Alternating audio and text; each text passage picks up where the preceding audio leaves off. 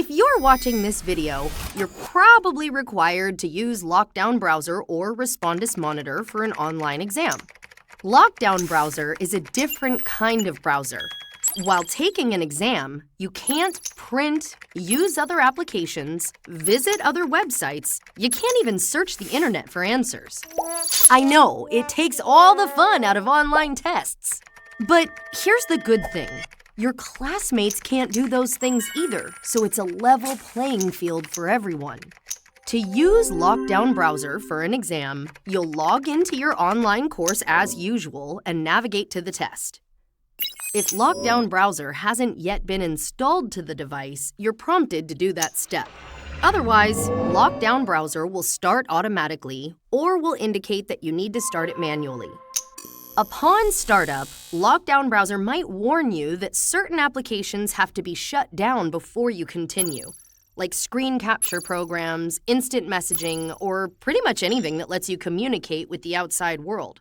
After this quick step, your test will begin. Remember, after the exam starts, you won't be able to do other things on your device until you submit the exam for grading. When you're done, just exit LockDown Browser and you'll be all set.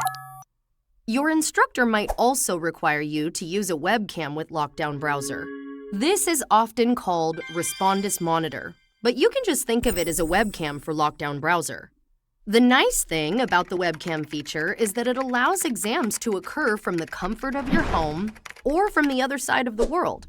Plus, exams can be delivered at any time of the day or night, without any advanced scheduling required.